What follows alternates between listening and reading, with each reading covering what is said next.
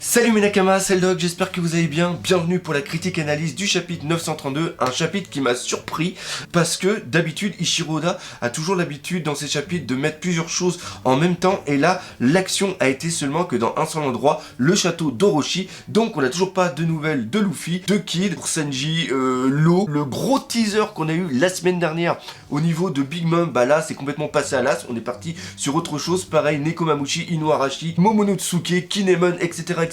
Aucune nouvelle, mais par contre, ce qui s'est passé au niveau du château était un truc absolument de dingue, surtout avec la double page finale qui nous donne enfin la vraie vision du Zoan de Orochi. Et on va détailler tout ça dans la critique analyse du chapitre de la semaine, le chapitre 932.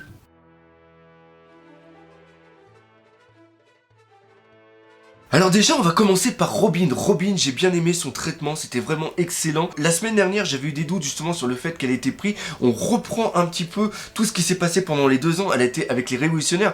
Donc c'était bizarre qu'elle ait un traitement de la jeune ingénue qui se fait prendre comme ça aussi facilement. Et non, elle avait bien prévu son coup, déjà il y avait le clone et elle a aussi les réponses aux questions. Le fait aussi que quand le mec lui demande quel est ton nom et qu'elle répond Ishimitsu, en un sens c'est une technique d'analyse, c'est-à-dire qu'en disant ce nom-là, elle espérait peut-être aussi apprendre des informations sur justement Ushimitsu, parce que elle sait bien que le mec en face allait se dire non, tu n'es pas Ushimitsu.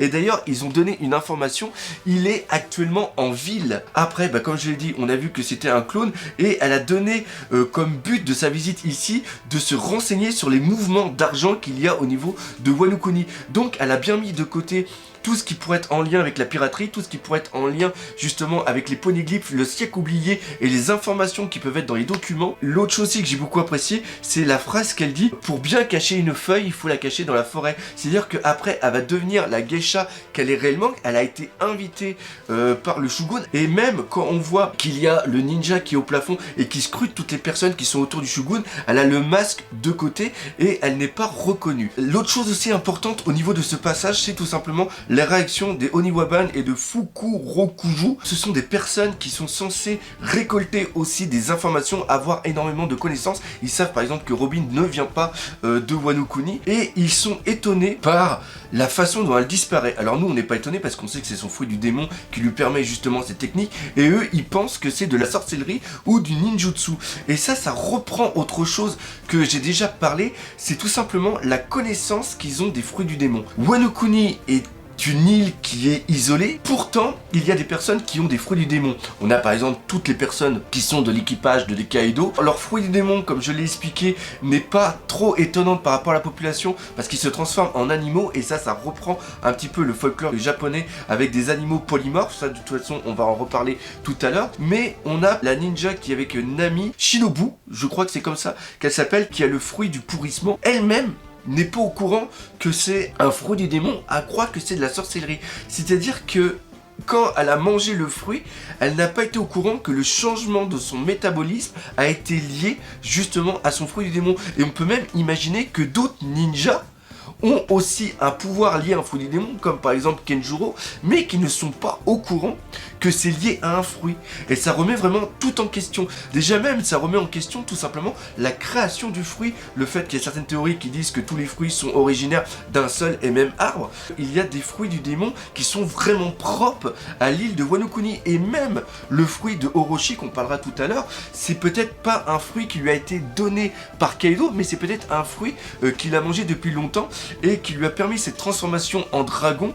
Et peut-être qu'à partir de là, il s'est cru une personne spéciale destinée à être shogun. Le traitement du fruit du démon est vraiment très très intéressant, et même on peut imaginer autre chose. Là je suis en train de vous faire la théorie directement en live parce que ça vient juste d'être dans mon cerveau. Orochi a demandé au CP0 d'avoir le Vegapunk directement ici. On sait que Vegapunk a une très très grande maîtrise du granit marin, mais il a aussi une très grande maîtrise au niveau des fruits du démon. Il voudrait utiliser Vegapunk pour améliorer des armes et leur implanter des fruits du démon. Toi Kaido qui aime bien les fruits de style Zoan, et on sait que Vegapunk arrive à transférer un fruit du démon de type Zoan directement dans des armes, que eux aussi ils créent des armes. Vous voyez que tout commence à être lié, tout commence à se former et surtout le puzzle commence tout simplement à prendre forme.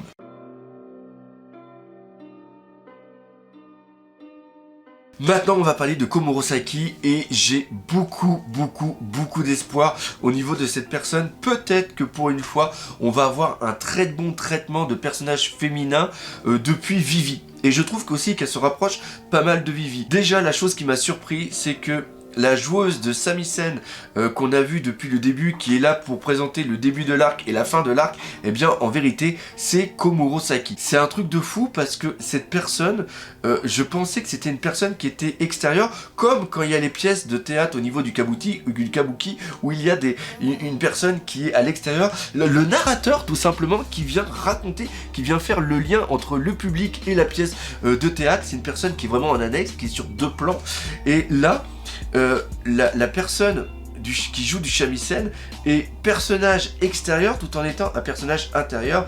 Elle a aussi un masque de renard. Alors le renard au niveau du folklore japonais, c'est une créature qui est polymorphe, qui peut se transformer en plusieurs personnes et aussi bien sûr en humain. J'en ai déjà parlé, rappelez-vous, quand on a eu l'équipage de Barbe Noire qui avait été présenté, on avait vu que Devon avait le pouvoir aussi de se transformer. Et là on est plus dans le symbolique, c'est-à-dire que quand elle met le masque, elle joue et peut-être qu'en ayant son masque, elle est réellement la personne qu'elle doit être.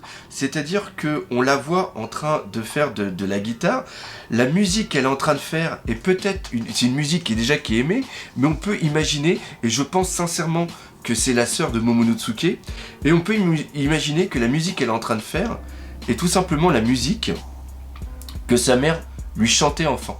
Et c'est peut-être aussi pour ça qu'elle a le masque. C'est peut-être parce qu'elle pleure, parce qu'elle ressent de l'émotion, parce qu'elle se rappelle son passé. Et donc, le fait de se masquer empêche les autres de voir la réelle personne qu'elle est. C'est-à-dire que la Komurosaki qu'on voit partout n'est pas la personne qu'elle est réellement. Et beaucoup de personnes, justement, le disent qu'il faut faire attention à elle. On l'avait vu comme une garce parce que elle prenait l'argent des vieux pour après l'utiliser autre part. Mais les vieux qu'elle escroquait n'étaient pas des gentilles personnes, c'est des personnes qui ont vendu leurs biens et qui ont vendu aussi leur famille pour avoir le plaisir d'être avec Komurosaki. Donc en un sens, ça n'en fait pas une garce. Elle est en train de mettre l'argent de côté pour justement arriver à ses 20 ans, au moment de la prophétie qu'il va y avoir, de pouvoir assurer la rébellion et assurer la destitution de Orochi. Pourquoi va-t-elle frapper Orochi ? Pourquoi se met-elle autant en danger ? Elle vient de se trahir tout simplement pour sauver Toko, parce que pour moi, Toko représente la fille qu'elle était quand elle était enfant, quand elle vivait avec ses parents, quand elle était heureuse, juste avant que la tragédie, la mort de ses parents, justement, vienne la transformer. Elle n'a pu rester de marbre face à cette petite. D'ailleurs, on le voit dans les chapitres précédents, quand il y a la petite Toko qui vient la rejoindre, on voit que Komurosaki a un geste vraiment tendre envers elle. Et il y a peut-être une transposition de la personne qu'elle était enfant. De voir Orochi la tuer a peut-être pour elle remonter un trauma qu'elle avait enfant. Cette claque vient un peu ressortir toute la haine qu'elle a au fond d'elle envers Orochi. Et ce qui est encore pire, c'est qu'elle s'affiche réellement telle qu'elle est devant lui. C'est-à-dire qu'elle dit « Je suis la fille d'une guerrière ». Elle vient peut-être de se trahir face à beaucoup de personnes. C'est cette colère qu'elle a en elle peut-être depuis 20 ans qui vient tout simplement ici de ressurgir. Et je trouve que d'avoir un traitement au-delà de la beauté du personnage, vraiment avec quelque chose de profond, je pense qu'on va avoir un super flashback au niveau d'elle. Et préparer les mouchoirs, je sens que ça va être vraiment très dur, parce qu'on se rappelle qu'elle s'est retrouvée toute seule, et on va peut-être voir la mort de sa mère dans les flashbacks. Ça va être quelque chose de fou, et c'est pour ça que j'ai énormément d'espoir envers ce personnage qui, encore une fois, je l'espère, est la sœur de Momo. Parce que si c'est pas la sœur de Momo, là je me suis totalement planté.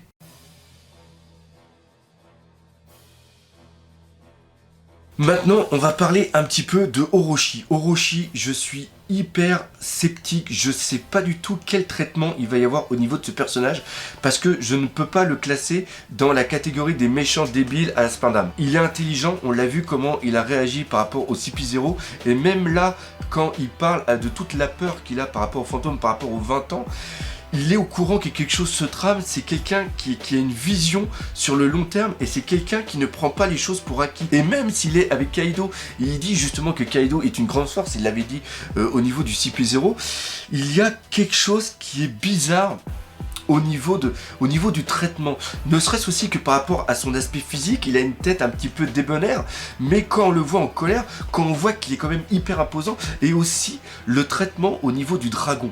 C'est Orochi, un dragon, mais de style oriental, de style chinois, les différentes têtes qu'il y a, et ces têtes me font aussi énormément penser au dragon de Momonosuke. Ici, on va avoir au final un combat entre les deux. Contrairement à ce que j'ai pensé, ce que j'ai dit dans une vidéo, l'ennemi du Shogun ne sera pas Zoro, ce sera Kinemon.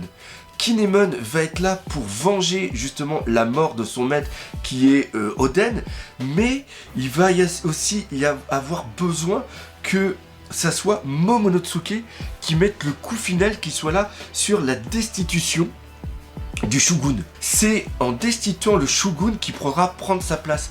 Si c'est Kinemon qui va jusqu'au bout et que c'est lui qui destitue, même s'il fait l'action pour Momonosuke, ça n'aura pas la même symbolique. Il faut qu'il y ait une symbolique devant toute la population. Il faut qu'il y ait un combat d'un dragon à 8 têtes contre le dragon Momonosuke. Il faut que Momonosuke, il se passe quelque chose pour qu'il cesse d'être ce gamin peureux et qu'il devienne quelqu'un de vraiment téméraire. Il y aura peut-être quelque chose encore une fois par rapport à sa sœur, il y aura sûrement un traitement aussi par rapport au Minx, il y aura peut-être une nouvelle utilisation de son pouvoir de fruit du démon tel que Orochi nous a été présenté ici. Le combat final contre Momonosuke, pour moi, ne fait plus aucun doute. Là où j'ai encore une fois un gros problème avec le personnage, c'est tout simplement Kiyoshiro. Kiyoshiro est un Yakuza. Alors j'ai fait des recherches au niveau des Yakuza. Les Yakuza ont été créés juste au début de l'ère Edo, au moment où il y a eu la période de paix qui a été mise en place. Je crois que c'est après la période Meiji. Il y a eu une démilitarisation de cette ère et donc les shoguns n'avaient plus le droit au port d'armes et il y a beaucoup de shoguns qui ont continué de porter, qui sont devenus des ronins et qui sont devenus des malfrats. Mais il y a aussi des samouraïs, pas des shoguns mais plutôt des samouraïs qui ont décidé d'aider la veuve et l'orphelin, sont les ancêtres des Yakuza. Parce que les Yakuza au début étaient là pour aider et après ils se sont formés en sorte de clan et après ont plus travaillé pour leur propre intérêt. Mais il y a quand même, le Yakuza à la base a quand même une bonne connotation. Il a une bonne image qui est là pour aider les gens. Et on le voit parfaitement au niveau de Kiyoshiro. Kiyoshiro dit bien que les geishas ne sont pas des animaux. Ce sont des êtres vivants, ce sont des fleurs, et les fleurs, on peut les faire épanouir que en leur apportant de l'eau pure. Ils se considèrent comme de l'eau pure. C'est-à-dire que les exactions qu'il fait, il les fait dans un but pour lui qui est juste, et après il a pris des personnes sous ses ordres, même si ces gens sont des malfrats, il a bu le saké avec eux et il y a un lien qui s'est créé, et ce lien de saké, c'est le lien qu'il y a au niveau de Sabo, de Ace et aussi de Luffy, et c'est aussi le lien qu'il y a de Luffy envers sa flotte, et sa flotte, il n'y a pas que des gentils, il y a aussi des gros idiots et des mecs complètement débiles, et on a exactement la même relation qui est ici.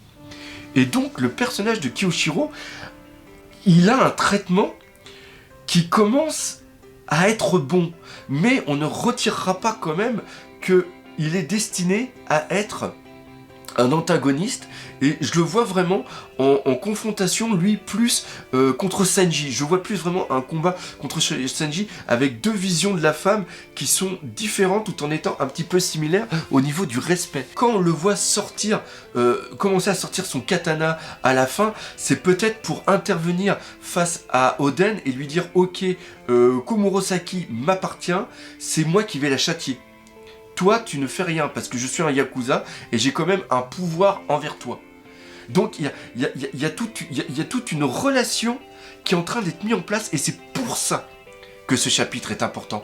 Parce qu'il est en train de mettre les pièces en place par rapport à un futur, par rapport à un arc Wano Kuni qui va être excellent d'un point de vue de la narration. Ce chapitre, franchement, pour ça, était génial. Il apporte des réponses, mais il apporte énormément de questions. Donc voilà, c'est là-dessus que se termine cette critique analyse d'épisode. Vous avez pu remarquer que c'était un petit peu spécial au niveau de la voix. Pourquoi? Parce que je viens tout juste de sortir d'une grosse grippe. Je suis encore pas mal malade, je suis encore pas mal fatigué. Il y a aussi d'autres choses qui se passent au niveau de la maison. Vous avez dû entendre des fois des petits cris de bébé, enfin bref. Merci de votre soutien dans les commentaires. Si vous aimez mes vidéos et que vous voulez me soutenir, n'oubliez pas Utip et n'oubliez pas aussi Tipeee. Comme d'habitude, si vous avez aimé, n'hésitez pas à partager, parlez autour de vous, laissez des commentaires et surtout, on n'oublie pas le principal, One Piece, c'est la vie. Allez, salut mes Nakama.